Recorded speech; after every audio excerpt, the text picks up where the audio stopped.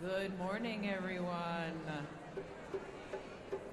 It is a blessing to be together. Your musicians this morning are Carolyn Bierke on the piano.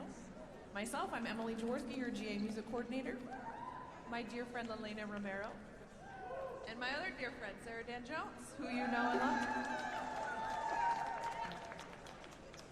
Throughout this service, please feel free to move the body you inhabit in any way that feels good to you. We have had several intense days. Your body may be processing things that your mind may not even be aware of. So we trust you to take care of yourself and give yourself what you need during this service. Gathered here in the mystery of the hour, gathered here in one strong body, gathered here in the struggle and the power, Spirit draw near. Gathered here in the mystery of the hour, gathered here in one strong body, gathered here in the struggle and the power, Spirit draw near. Gathered here in the mystery of the hour, gathered here in the mystery of the hour, gathered here in the mystery of the body, gathered here in the strong body, gathered here in the mystery of the power, gathered here in the mystery of the body, gathered here in the mystery of the body, gathered here in the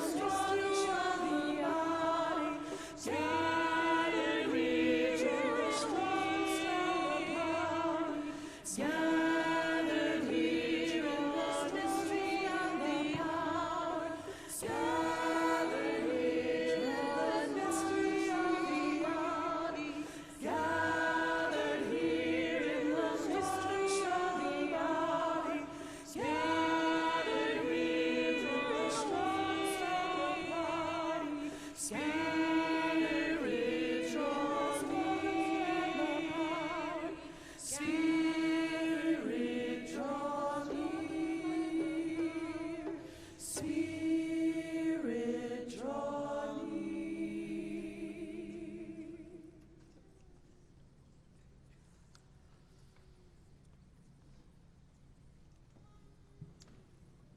Whether you ran in on little feet, walked in briskly, ambled in, or rolled in, you are welcome here. Whatever religions you have known, whatever God you accept or deny, you are welcome here. Whoever you are, whomever you love, whatever body you live in, you are welcome here.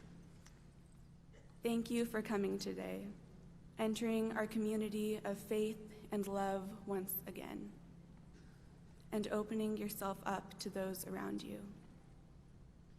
There are people here, some holding deep struggles and pain, others bringing joy and forgiveness.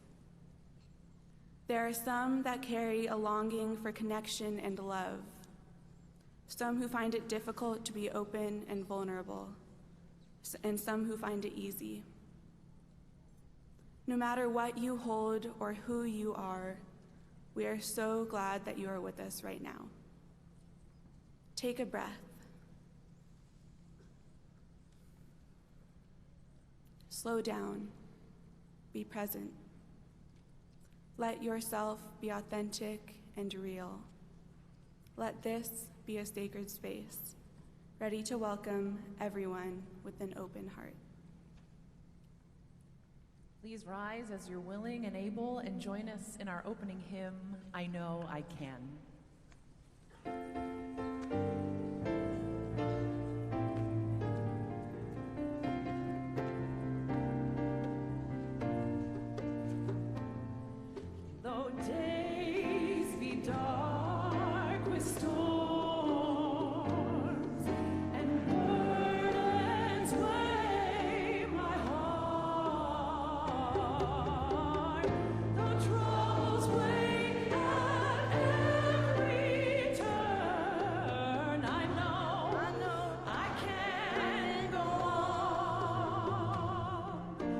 sorrow heals my soul, and burdens make me strong.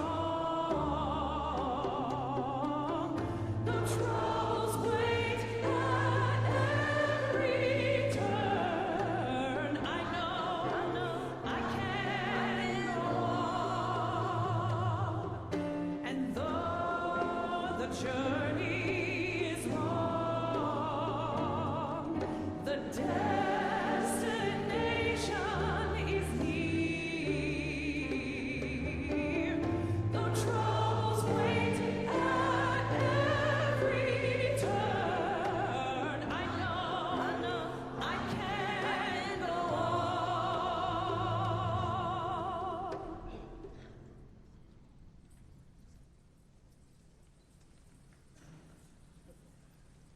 Now, okay. These are the words of Paul Nyan Zigi. We light this chalice in honor of this moment in which we have gathered here together as a people of one common faith. We light this chalice in honor of change and movement, and for those who are called by faith to create justice and peace in the here and now.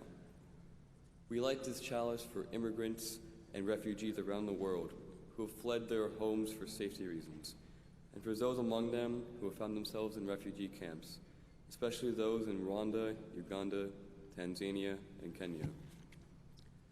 We light this chalice for separated families and those who feel lonely and isolated. Whether abroad or here in this room, may we all come to fully know the limitlessness of love. May it move within us and around us, so that we might be consumed by it. And in that rapture, may we go forth and share it with others, as it has no beginning and is never ending. Peace.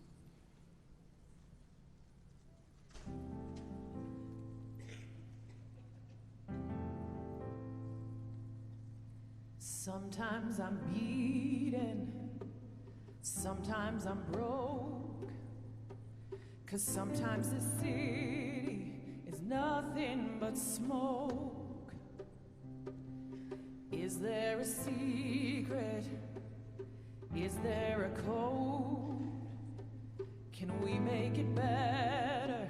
'Cause I'm losing hope.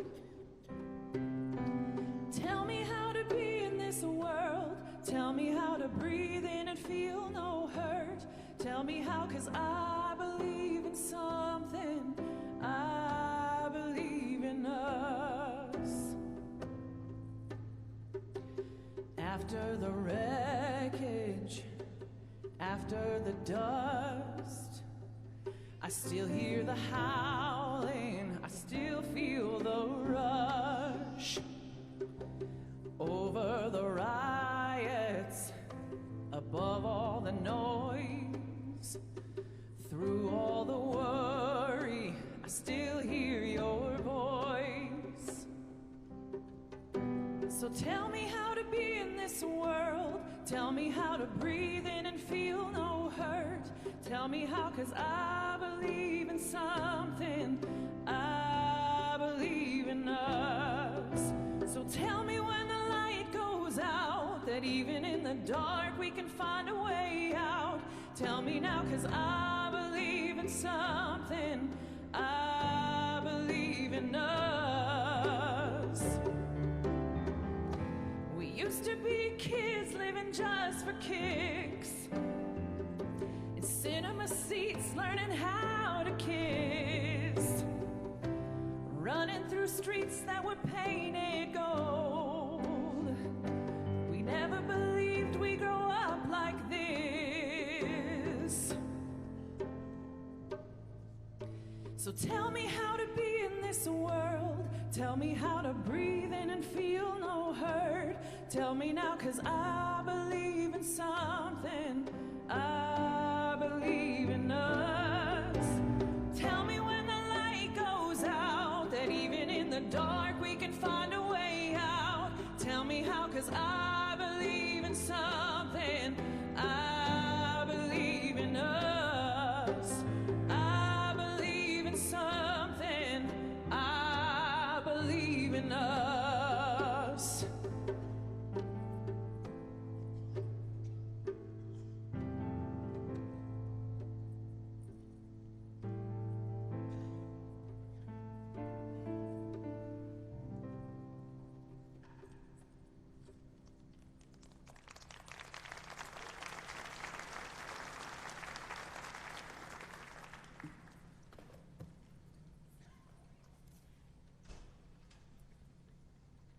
a circle, within a circle with no beginning and never ending. Good morning, beloveds. Good morning. Sweet. I often use this salutation, beloved, and I love what it recognizes and invites forth in myself and for the person before me. And yet, beginning to name being loved was a near painful realization for me to embody at first. And it was the jumpstart of my journey of vulnerability as a tool for liberation. Let me unpack that.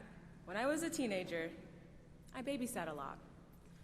And I love hanging out with children. It's a hoot and a half. I love spending time with children of various abilities and ages and personalities, and I learned a lot about human behavior, particularly mine. I learned that if you want to witness magic, mystery, or whatever you name it, watch 15 3-year-olds with only 1 or 2 adults.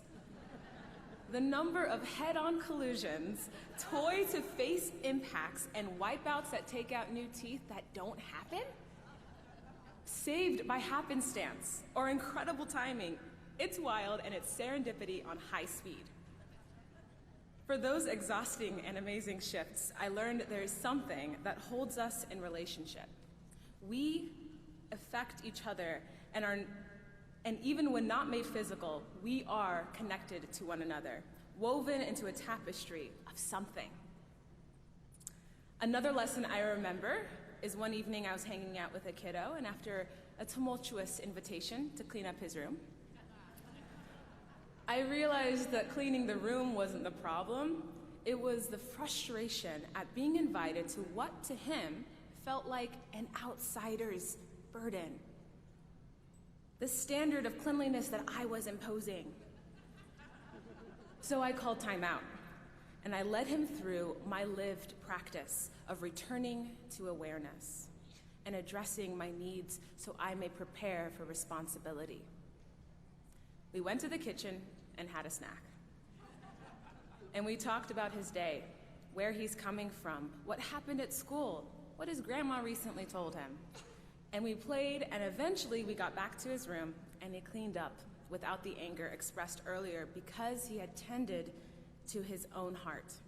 And we had moved through the sticky instead of away. Later, while tucking in my pal that night, that sweet 7-year-old looked me in the eyes and said, "Thanks for being my friend." And then we proceeded to have a 30-minute conversation about death and letting go that he instigated. From that evening, I noted when we stay close, when we move with empathy and loving boundaries, when we seek to understand hurt in ourselves, we can not only have fun again, we can cultivate the grounds for greater connections, vulnerability, and responsible community partnership. We can be our own friend. And one final observation.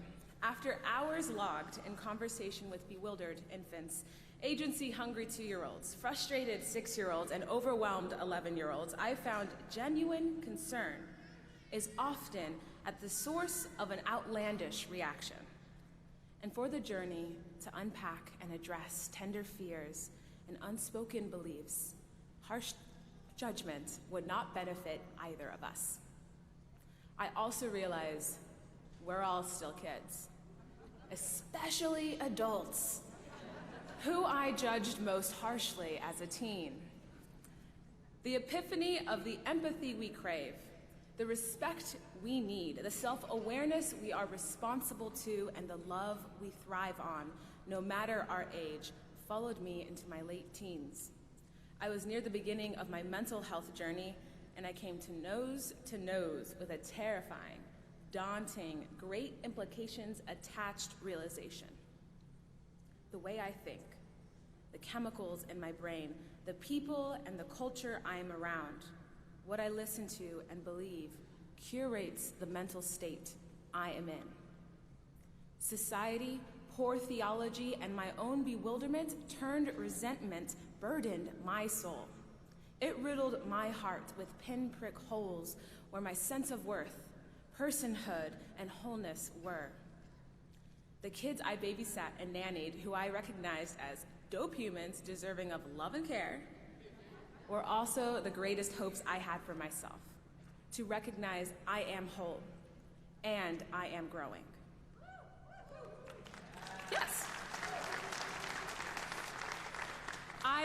We are lovable, full of potential, and ever shaping our world. Like the first line in the chant today, we are a circle, cycling and moving, whole and sweet. And the most naked I ever felt was when I dared remember I inherently matter. It was a tough cookie to face. And when I championed having a right to love and acceptance from my idea of God and myself, the vulnerability train doesn't stop there. I had help learning the judgmental climate my mind and heart were in, and I need help. I need a village in unlearning it and to start relearning greater truth and love. The audacity I just tested, like a swatch of color against my arm, needed to be replicated, sized up, and expanded. So basically, I needed to dunk myself in the bright and nerve-wracking shade of vulnerability with a courage primer. When I began the journey of self-awareness, responsibility, and compassion, I was surprised and relieved. Y'all, there's nourishment along the way. It comes from others also on the path, sharing empathy and personal experiences. It's the interpersonal expansion of what Zen Buddhist monk Thich Nhat Hanh teaches in eating meditation. When eating fruit, he invites you to imagine the people that prepared it, transported it, picked it, planted it. Imagine the sun, moon, and stars that shined over it, the breeze and animals that kept it company. And he continues on, and soon you take bites of anything with incredible gratitude. That truly the universe conspired for what is in your mouth, the nourishment inside, and countless lives are invested in your meal. My liberation depends on greeting myself each day and practicing to greet all y'all with such wonder. Knowing I come from a village of humans who come from a community of humans who come from more humans who come from a legacy and lineage of humans. We go on and reach far into our ancestry, lives lived long ago. Their journey lining up to create the conditions for my own. I come from a church and a school and a society, a system which works and is in larger and larger systems, expanding and collaborating out. We are circles, and we benefit by remembering we are within circles and connected to others still. In short, we are not void or separate from the systems we are shaped by, and we are not exempt from the task of shaping them back. Vulnerability is bursting our privileged bubble of separateness by inquiring and addressing our 6 or less degrees of separation to oppression of all kinds. Oppression in our home is linked across the globe. Ageism and ableism are knotted with heteronormativity, gender binaries, unchecked religiosity, and perfectionism. Did you know environmental and economic injustice is firmly linked to racism, classism, forced migration, and reckless theology?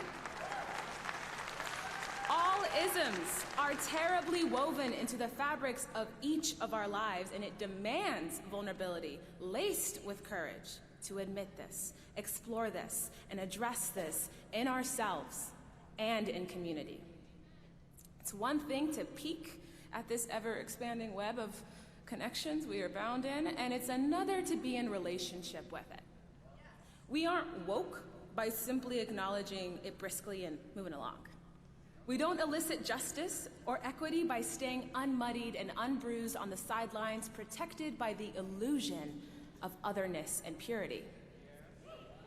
We are revolutionaries when we dare to be proximate and cultivate healthy relationship. We midwife a transformed world when we are immersed in the sticky. We are shapers of change when our baseline is participation and collaboration in the massive work at hand, not distant commentary, distraction, or aversions. We are warriors of love when we get so good at loving our holy selves and one another in overflow. It transforms the geography of our relationships and systems. We are who we have been waiting for. when our courage overthrows the illusion of exceptionalism, and vulnerability cultivates the grounds of living in service to a vision for a community and world that is inclusive, diverse, and growing.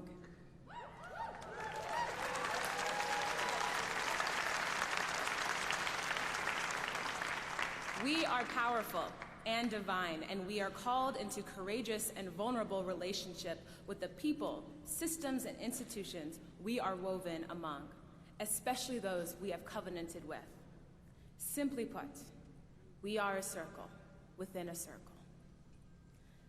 And I deeply appreciate the balance in this chant and other earth-centric traditions where the magic and expansion of who we are is presented with the equally important practice of humility and wonder.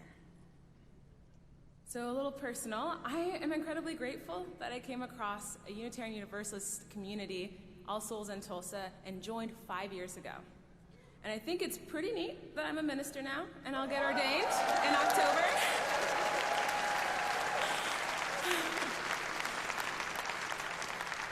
I have entered covenant with colleagues and congregates anew in the ever-growing and transforming circles we are. Unitarian Universalism is so many things that I love and I respect. But today I want to list the things we're not. We are not inventors of justice. We are not the origin points of love.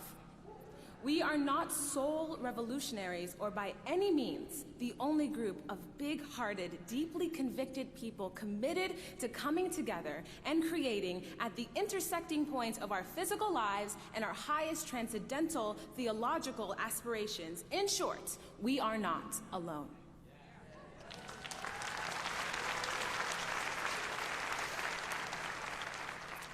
So yes, I'm inviting us here, the annual gathering of Unitarian Universalists, to remember we're not the only ones doing this.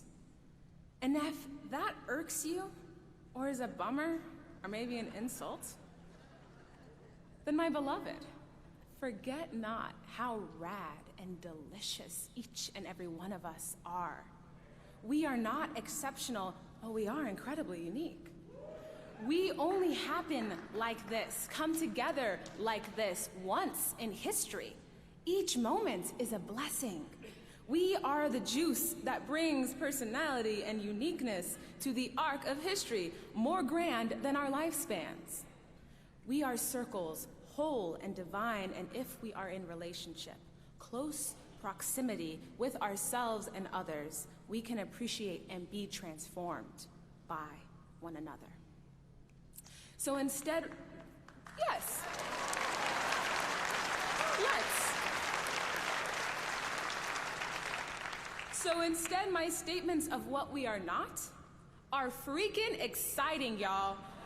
We didn't invent justice or the practice of seeking liberation. We aren't the only bank of histories and stories and programs striving to bend towards love. That means back home and here together, there are so many other circles, traditions, institutions, and people we have yet to get to know and be informed by and loved. That means we aren't the first or the last in the arena of vulnerability and courage, of society shaping and self-transformation. That means we have collaborators, partners, empathizers, friends, and a broader community network yet to tap into and flourish with. This means we can know how mightily vital we are and humbly cherish gratitude and awe for the movement much larger than ourselves we partake in. Gratitude and awe.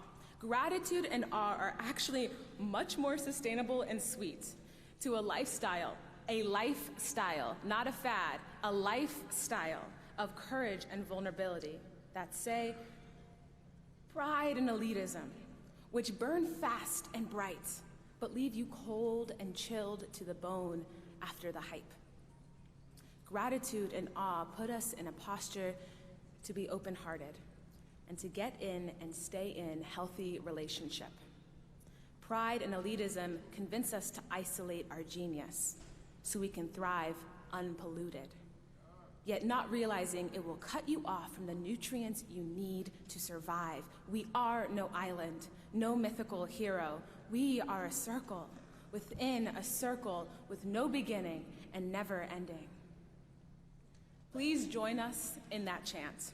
We've unpacked each line from this understanding of the declaration and the commitment to vulnerability and courage.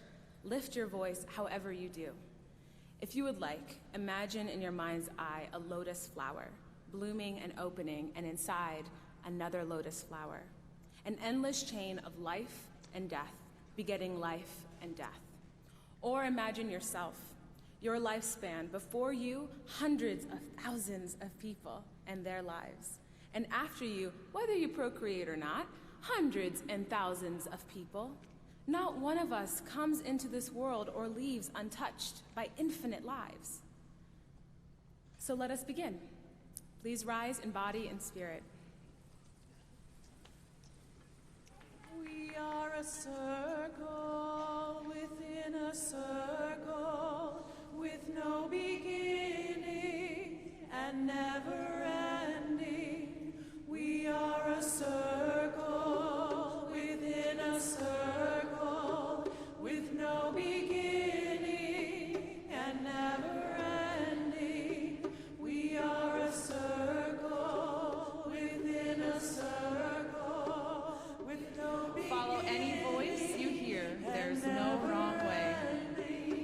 We are a circle. We are a circle with no beginning and never ending. We are a circle. We are a circle with no beginning and never ending and never ending. We are a circle with no beginning, with no beginning and never ending. We are a circle with no beginning, with no beginning and never ending, with no beginning and never ending, with no beginning and never ending.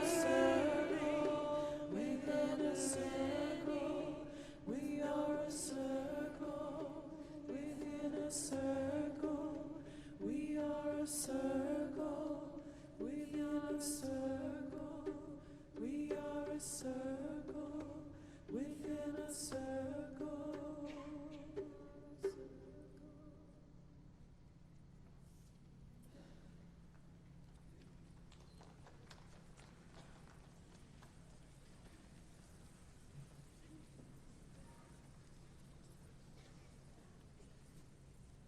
Join us in singing Profetiza.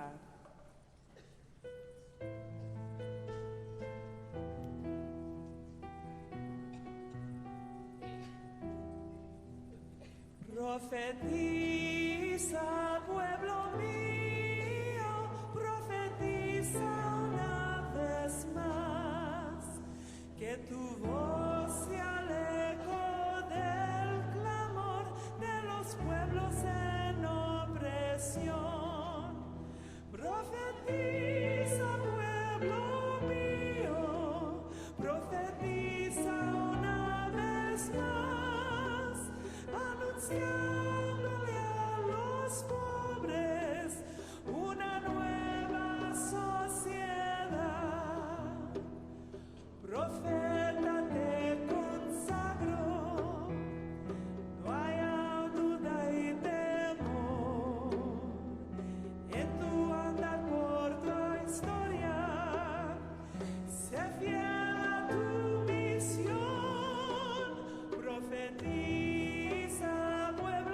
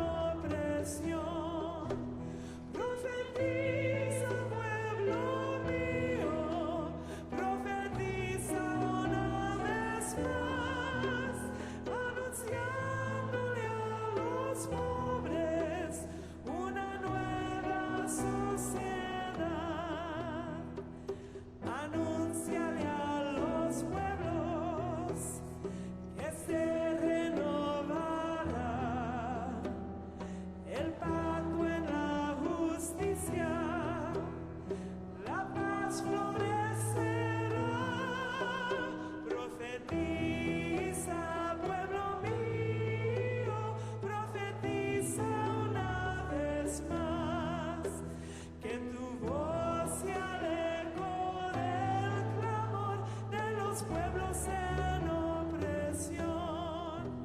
Profetiza, pueblo mío, profetiza una vez más, anunciándole a los pobres una nueva sociedad. Denuncia a quienes causan el llanto y la opresión. La verdad sea tu escudo, sé luz de un nuevo sol. Profetiza, pueblo mío, profetiza una vez más, que tu voz sea el eco del clamor de los pueblos en opresión. Profetiza, pueblo mío, profetiza una vez más, anunciándole a los pobres una nueva sociedad. Esta sea tu esperanza, esta sea tu lucha, construir en la justicia la nueva sociedad. Profetiza, pueblo mío, profetiza una vez más, que tu voz sea el eco del clamor de los pueblos en opresión. Profetiza, pueblo mío, profetiza una vez más, anunciándole a los pobres una nueva sociedad.